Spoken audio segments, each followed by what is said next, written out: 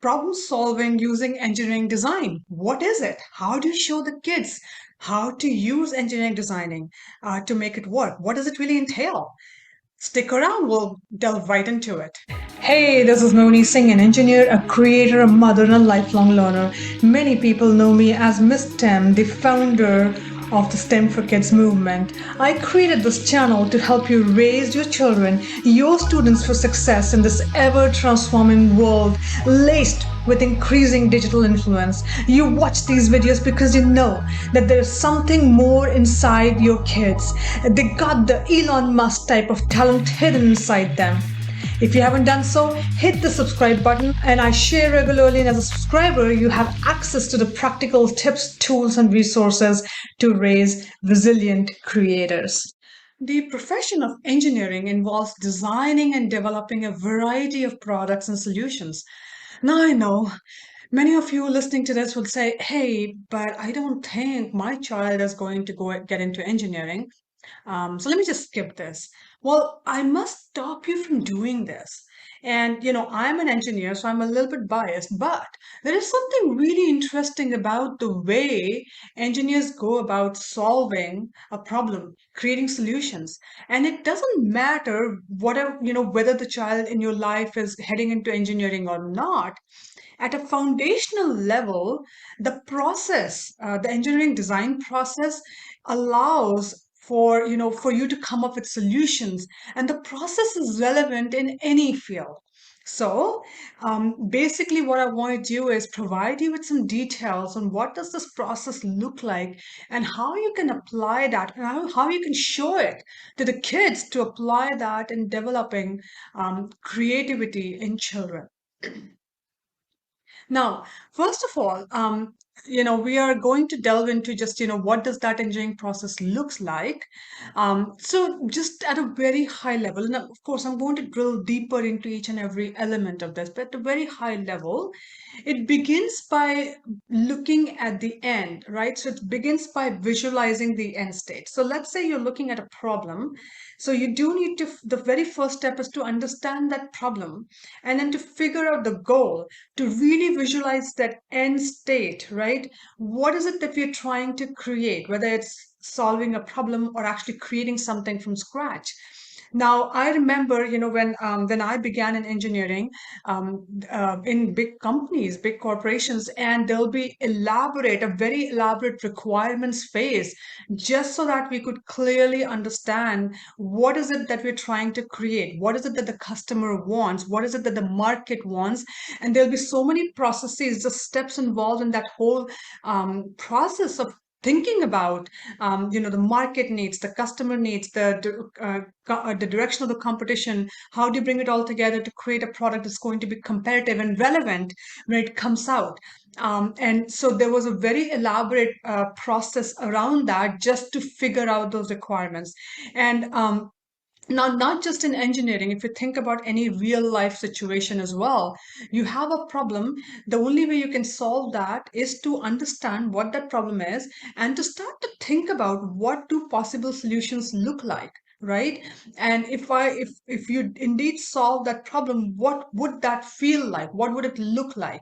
So once you visualize that end state, that then helps you find the pathway from point A, where you are in that problem situation, to point B, which is the end state.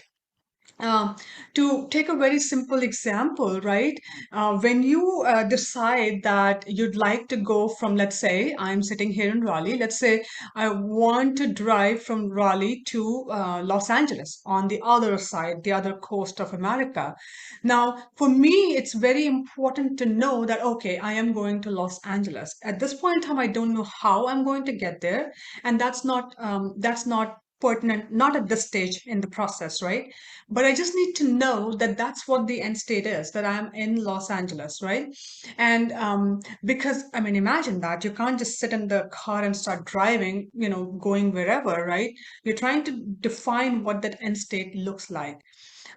So that's the very first goal, is to figure that out. Okay. Then the next thing comes about is thinking about possible solutions.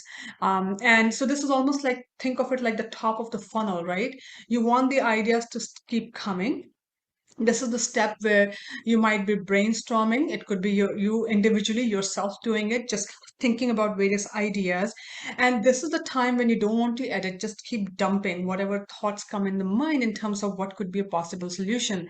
If you're working in teams, in collaboration with other team members, again, it's a great brainstorming process. You can have a whiteboard or just a piece of papers and just dump, like write whatever ideas come to mind. Once you have all that, that's the next step comes about assessing which ideas can bring you closer to the solution, or are there ways in which you can possibly merge a couple of different ideas, um, combine and get the best of both worlds, or multiple worlds. Based on the solution then you decide to proceed with, you decide on a plan of action, right? And this is where you start to think of the details of what do you need to make it happen, what kind of tools, resources, um, the steps you'll need to complete to get it all done. And then you secure the resources, and then you go about building the solution. And once you have built it out, now this is an important aspect of the engineering design process. It's a continuous improvement cycle, right? It doesn't end once you build the solution once, because now begins the process of testing it, making sure, number one, that it fits. When we set out the goal and we said, okay, it was going to do X, Y, and Z for us, is it indeed doing those things, right? So you have to test it to make sure it's doing what it was intended to do. And then you start getting into this improvisation, right? What are some other ways in which we can improve this, make it better? And that's why, when you look into the in the real world, you see so many versions, right? um, whether it's Microsoft, Apple, there are so many versions of the products that come out because they're constantly then improving upon what was built out initially. And this whole process of continuous improvement, it's your team, your customers can provide great ideas for improvement. You can, of course, apply it individually, but you can also use it in a group setting. So now that we've talked about the high level view of what the engineering design process entails, I want to give you an example in how it works in real life.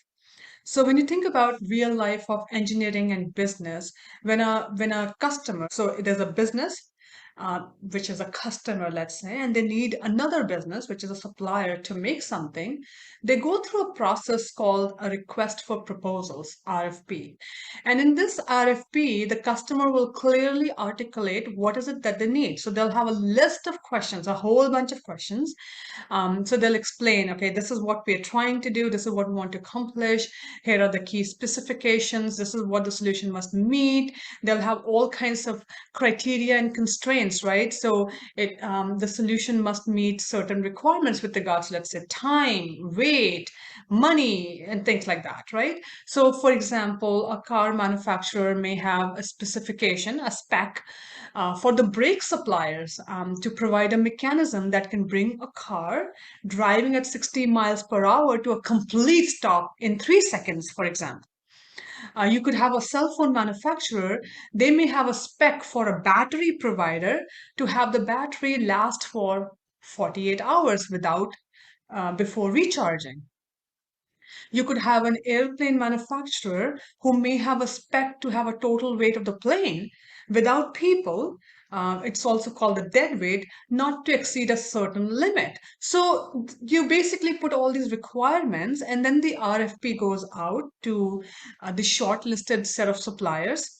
And the suppliers can then ask questions, clarifying questions, right? Now, in a typical RFP process, it's meant to be a very fairly transparent and a fair process. So when one supplier asks a set of questions, when the buyer responds to those questions, they provide the responses to all the suppliers who initially received that RFP. Again, in the with the intention of keeping the process very transparent to everybody, right, and make it fair for everyone involved. Now, these suppliers then go through internally in their own organizations an engineering design assessment to come up with possible solutions, and based on that solutions then they will provide answers to the customer saying, hey, this is what we can do, and this is how we can meet your constraints, your criteria, and this is how much it will cost you, how much time it will take, and so on and so forth. The When the customer receives all these responses, there are deadlines.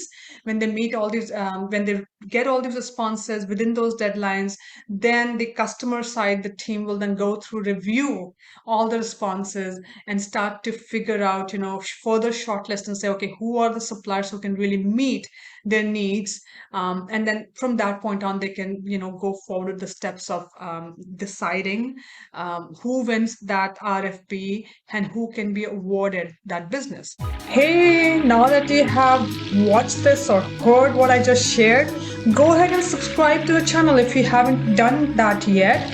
And also, depending on which platform you're on, go ahead and give me a 5-star rating or like and comment.